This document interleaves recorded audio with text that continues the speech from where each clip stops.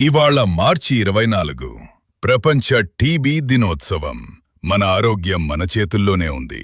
జాగ్రత్తగా ఉండండి. TB, tuberculosis గురించి ముఖ్యమైన విషయాలు. టీబీ అంటే ఏమిటి?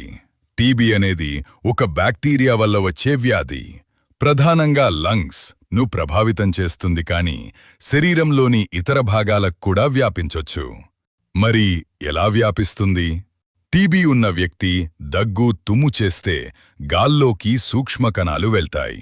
వాటిని పీల్చుకుంటే మరికొకరికి ఆ వ్యాధి సోకుతుంది. ఇప్పుడు లక్షణాలు చూద్దాం. 2 వారాల కంటే ఎక్కువ దగ్గు ఉన్నా, రక్తంతో దగ్గు రావడం, జ్వరం, రాత్రిపూట చెమటలు పట్టడం, బరువు తగ్గడం, అలసట ఇవి ఉంటే వెంటనే డాక్టర్ని సంప్రదించాలి. మరి చికిత్స గురించి తెలుసుకుందామా? టీబీ పూర్తిగా నయమవుతుంది, కానీ 6 నెలలు లేదా అంతకంటే ఎక్కువ మందులు రెగ్యులర్గా తీసుకోవాలి. మధ్యలో ఆపితే వ్యాధి మళ్లీ వస్తుంది. టీబీని ఏ విధంగా నివారించచ్చు? ఇప్పుడు చూద్దాం. దగ్గేటప్పుడు ముఖం కప్పుకోవాలి. గాలి సరిగ్గా వచ్చే ప్రదేశాల్లో ఉండాలి. బీసీజీ వ్యాక్సిన్ తీసుకోవాలి. టీబీ పేషెంట్స్తో జాగ్రత్తగా ఉండాలి.